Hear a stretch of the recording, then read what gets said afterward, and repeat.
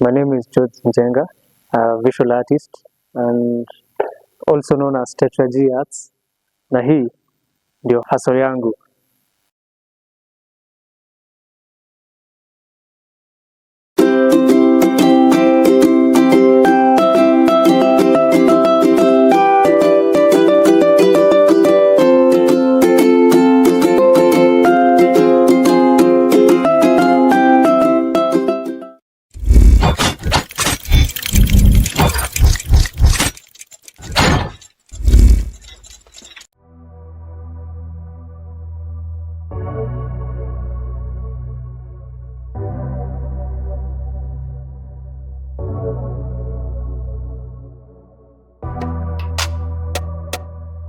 Yes, my name is George Njenga.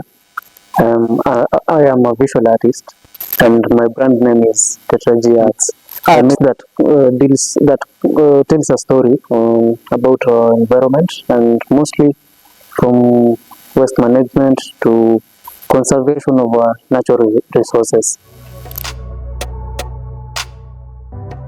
Visual, from the word itself, visual is about seeing. There are different types of art. There's dancing, poetry, but this one is an artwork that engages somebody through the vision. So no wonder it's called visual art. This is the portrait of Wangari Maathai, and as you can see, and I think you've noticed so far, that it has been created using pieces of wood. So this is to tell a story on this hero who fought for the environment. She was a lady in the first case, and she stood firm to defend our forests, like the Karura forest and the Uhuru Gardens, which were to be cleared for buildings. These pieces of wood are from timber cut-offs. I partnered with one of my friends who deals with DIY furniture making, and I found out that most of the time the timbers that are cut off during the furniture making process are usually thrown away or maybe used as fuel. And we decided that we'll gather a whole sack of this one. And within a short period of time, we had a whole sack of the timber cut-offs which were to be thrown. But after that, we took them, and first of all, the first thing that I normally do is sizing them into different sizes and angles. As you can notice, what creates the different shades in the portrait here is the shadows. It's a kind of optical illusion thing where you, from the word optics, optics is the eye and illusion is tricking the brain. So you trick the brain through what you see. So that's called optical illusion. And I normally love using that in my artworks to ensure that I engage my viewers. So instead of maybe a viewer coming to look at my art and maybe just appreciate, maybe for example a pencil, because I normally do that before, pencil art, and you find that yeah, it's good doing pencil art, but it doesn't engage the viewer as much as this one does. So for this one, for you to be able to see it clearly, first of all, the light up here must be on for the shadows to be cast downwards, and then you must maybe move 50 meters away, or maybe you can squint your eyes or use a phone camera for it to be visible. For our viewers there, the thing that makes it visible through right now, it's because you are seeing it through the through the camera here. Yeah, but if you were to see it physically, you'll see literally nothing but just woods, and maybe you didn't understand. So that also has a symbolic meaning into what is here. Like, this is Wangari Maathai, and she shone light on the aspects of using our resources responsibly, and that's exactly what I'm telling here. Yes, I usually love drawing heroes using different materials. So far, I've not done a lot of portraits, just a few of them. Did Nelson Mandela, President Maathai, and Wangari Maathai. One thing with us artists is that choosing the portrait or the artwork to do is usually a hard task, and the work that you're going to do will really define you. Most of the people will judge you according to what you're drawing, or what you're creating. So for me, thinking about Wangari Maathai was a process before I decided to do the portrait, and those are some of the aspects you should consider. Maybe she's a hero, and she's also recognized globally. She's the first woman in Africa to earn the Nobel Peace Prize. So that's such a great thing, and puts her in such a place that anyone from the world can also be able to buy the portrait. Yes. The first process, first of all, you have to get a sketch, and maybe I can explain it briefly for my viewers to understand some brief artwork there in some physics. Our face has about 6 regions, 6 distinct regions. The part that is white or light in color is the one that is at the top, and the darkest one is the one below, or deep sunken. So those are the concepts that we use. When I take such an image into Photoshop, the first thing I do is to distort it. I call it posterizing. It's setting there, and the different regions come out. And then I crop it into different pages, 4 pages, and then I can print them out into different A4 and stick them on the board, so that I can arrange my materials according to the sketch. Yeah, there are different types. For my different artworks, I use different things. Like for this one specifically, I used wood glue. It's a strong glue which sticks only on wood. It can't stick on anything else, but on wood, you didn't even be able to pluck it out here. So this is wood glue for this case. Yeah, but for other artworks, there are nails that I used. Some I used contact glue. Yeah, so it depends on the medium that I'm using. Yes. It's a trial and error, more of experimenting, and that's what takes me a lot of time. Once I get the concept, I usually move very fast. But before, you have to go back and forth, trying and experimenting. Like for the experimentation process, it took me roughly 3 months, and I didn't have even the board. I was just trying with different lights and trying to cut different pieces of wood and moving it in different distances, like from up to down. You'll notice the more you move downwards, the more the light influence fades away. So you'll have to consider such factors. But yeah, that's theoretical. Doing it practically, what you did before may not apply again. So you'll have another challenge, and you do not put the glue fast, because once you put the glue, there's no going back. Yeah. Since I began the process of preparing the materials to arranging them on the board, it took me roughly 4 months. The longest one I took was 14 months, and those were 2 artworks. Yeah, first of all was collecting the materials, which were the jeans, the denim jeans. I collected them for 8 months, and you have to sort them out in different shades. Yeah, maybe you have all blue trousers, but they are not all in the same shade. Yeah, so you have to sort them fast, and then cut them down and extract whatever you want to use. Yes. Yeah, sure. I usually commercialize them, and mostly so far I've done this thing since the first 2 portraits that I did were in September 2023, and last year I did 2, and that year I did 2 also in 2023. This year so far I've done 1.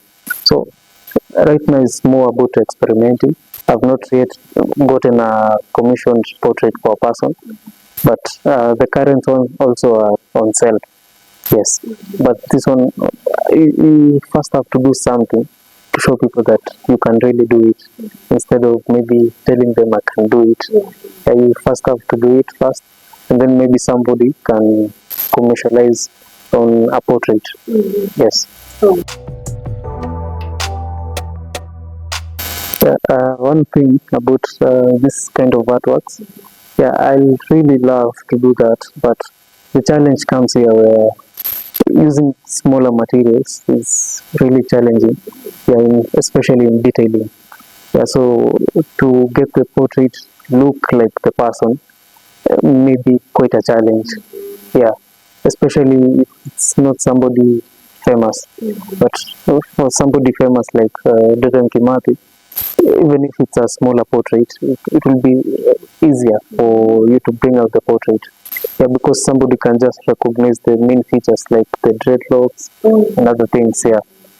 Something that make you recognize immediately. So that's quite a challenge. Maybe I can try.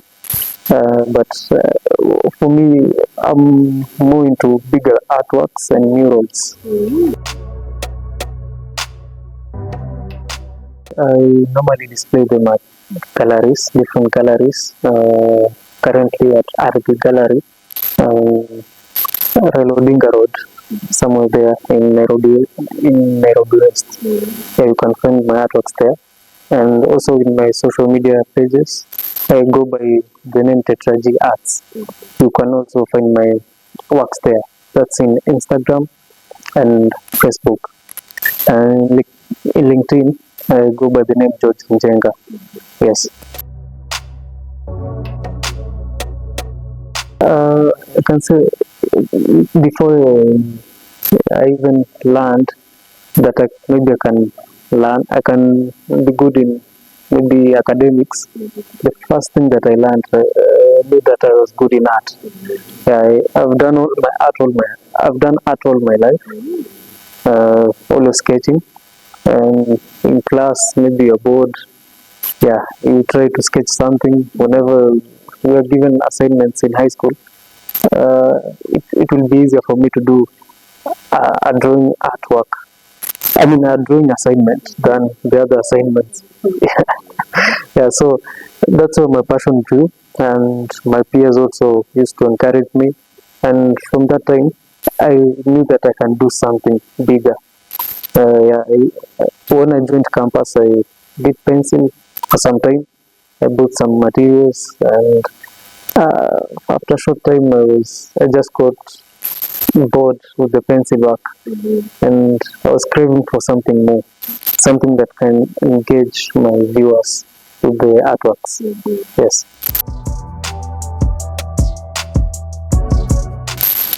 Sure. Like for my case, it's very clear because I think the first time I got into school, I was about maybe 3 years, 4 years. I can't remember well, but that was before about 2007 when I first joined, and I could really tell that yes, this is my thing, and if I could have followed that from the beginning, I will maybe displaying internationally by now. But all is not lost, and I believe that right now the community here in Kenya, they have started embracing the art.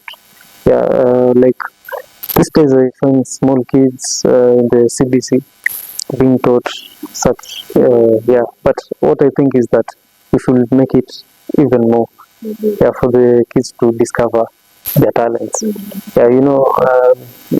It's a common knowledge among most Kenyans, mostly the ones, the elderly ones. They see art as not a career, maybe as a waste of time, maybe to say it so. Because there's a time actually I was making the same portrait, and a certain from a car came and saw me doing the artwork, and he asked me quite a lot of questions, and he could see the work, how tiresome it looks, and what he could ask is sasa iko na faida gani? So of course he didn't answer the question, but he also understand his point of view. Maybe from their time it was not really appreciated. But right now it's the time that we should appreciate it and incorporate it in our culture. Yes. They have started, I can say they have started, but it's not quite good. In a society where you ask such questions, I know that it's not good. But what I can say, there are some people cannot just blame them. But these days there is a lot of appreciation coming up, so I won't complain. Yeah. Okay, for this artwork, you can reach me out through my WhatsApp or call through 0706 003 630. That's my WhatsApp number. Also, you can call me through that number. And also through my social media pages, which I said it's Tetragy Arts in IG and Facebook. And also in LinkedIn, it's Jogi Jenga, where you can also find my works there. So for this artwork, this one goes for 4.7 million Kenyan shillings. Yeah, so that's the price for this one. But it ranges according to the different types of material and the story that I'm about to tell. Like for this one, the story that I wanted to draw Wangari Maathai maybe using bottle tops, but I saw that it wouldn't be much relating than using the natural resources which are normally being wasted. Yeah, so this tells the story properly just by seeing the artwork. Yeah. For my past artworks, of course I've done pencil artworks. I still have them, but just in the archives. But for the artworks such sizes, the first one that I did was for Dedan Kimathi, which I collected 400 trousers for 8 months. And after that, I removed the trouser seams, those stripes that are normally on the jeans. So I cut that and coiled it to create the portrait of Dedan Kimathi. And from the same trousers, I also removed the buttons and I created the portrait of Nelson Mandela. In 2023, December, I started volunteering at Dunguma Children's Home, where I started teaching the kids there on artworks. With the kids, we did 2 artworks. Of course, we did the paintings on canvas, but the 2 major artworks we did with the kids were, one, we used the shoe tags, the nails, which I used to make the Maathai shoes, those small nails, 1 inch, and we used 21,000 of them and created a portrait of a lady called Marilyn Starley. Yeah, she's a lady who is a philanthropist from the USA, and she has funded a lot of children's homes in Africa. And we decided that to appreciate her, we should do such a portrait. So the second portrait that we did with the kids was using the bottle tops. We also collected the bottle tops for 4.5 months from the environment with the kids around Nyeri town and Scooter area and Dungum also. And we started the work. We did it for 2.5 months and created the portrait. So working with the kids really taught me something, that my art has a lot of meaning, doing it with other people, with communities, maybe youths, because there are youths and kids there. So my direction when it comes to artworks, I love a lot doing artworks with other people. One thing I believe is that anyone can create an artwork as long as I put the sketches there and tell you a few things and you can follow, because that is exactly what I did with the kids. Yeah, I did the sketches through Photoshop and for different regions, and then I did a few samples with them as they were watching, and then I let them take the tools and work on the artworks while I was watching. And I could even leave for some few minutes and come back and find them in the right track. So for future works, I love to do murals with the community, maybe using plastic waste or any kind of waste collected from the environment. Yeah, it's such a process, but the process is what creates the meaning. We go into the field with the community, collect the bottle tops, or whatever types of waste for such a period of time, and then we come into the work. And at the end of the day, there's a satisfaction for everyone. Maybe I know you'll be glad knowing maybe you created the part of the nose. You'll be really proud to have done that. And that is what I love to instill into our communities, for people to be proud of doing such an artwork, even if they are not really artists, but yeah, they did such an art. Yeah, letting people participate. Yes.